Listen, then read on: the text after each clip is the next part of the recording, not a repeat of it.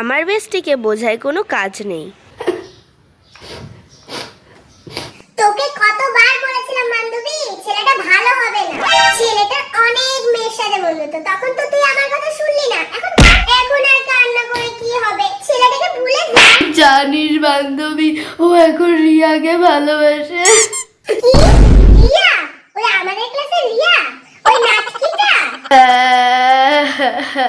ওই নাটকি শয়তান প্রিয়া আমাকে ফোন করে বলল। তুই আগে কান্না থামা, তারপরে ছেলেটাকে ফোন করে দে গালি। কি বলছিস? আমি ফোন করব? না রে, আমি ফোন করব। তোর বয়ফ্রেন্ড, তুই ফোন করে দিবি গালি। ছেলে একটা। হ্যাঁ, এখন তো রিয়াকে ভালোবাসে। তুই ঠিক বলেছিস, আমি ওকে ফোন করে দিব গালি। শয়তান ছেলে একটা। এই না আমার ফোন, ফোন করে দে গালি ছেলেটাকে। তুই দিতে পারবি গালি নাকি আমি দিব?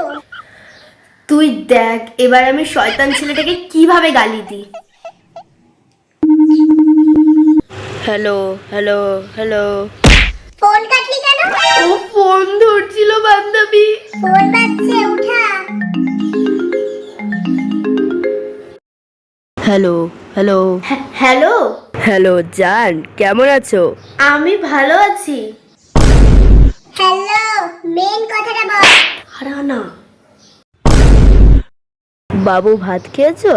হ্যাঁ বাবু, আমি ভাত খেয়েছি।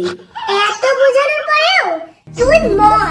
তুমি আমাকে গোটা একদিন ফোন করোনি, আমি তো পুরো চিন্তায় পড়ে গেছিলাম। আমি যে তোমাকে খুব ভালোবাসি। আমিও তোমাকে খুব ভালোবাসি আমার বাবু সোনা।